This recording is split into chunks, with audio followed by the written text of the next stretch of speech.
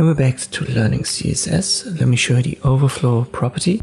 I'll create a very simple example here. In CSS we have 4 values. By default we've got the overflow visible.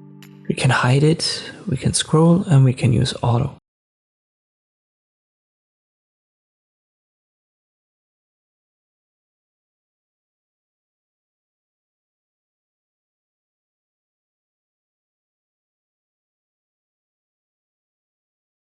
Let me set up a simple div container.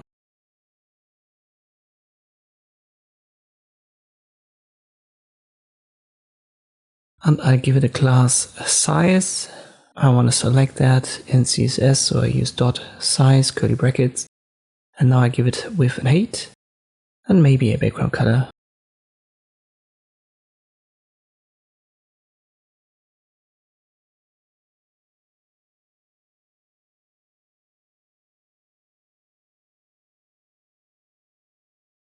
Let me use light gray. Let me try light orange, but I don't know if it exists. No, it doesn't. But I know that coral exists, so let me use that. Now we'll add some text.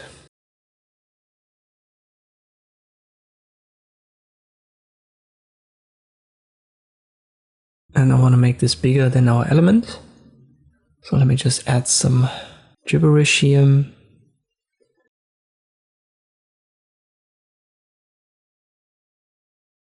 That should be enough.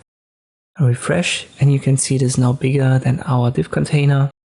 So the size of the div container is limited to width and height that I've set in the CSS, but the text exceeds that. And now we can use the overflow property to adjust our div container. As I've said, by default we have it visible, so if I add that here, this won't change anything in the appearance. Visible just means that whatever overflows the size of your element is still visible. It exceeds the element, but it's there. So we can see that it doesn't have the coral background color. If I set it to hidden, everything that exceeds the size is simply cut off. You can see that happens not just at the bottom, but also on the right. I can add scroll, which gives us a scroll option right here. The final value auto basically does the same, but there's a difference between auto and scroll, and that depends on the size of your box. So in our case we have width and height, which is too small for the text. Therefore auto gives us scroll bars at the bottom for horizontal and on the right for vertical.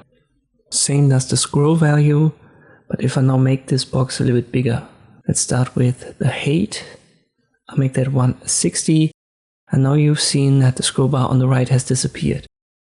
And if I add a width of 250, both scroll bars are gone under auto.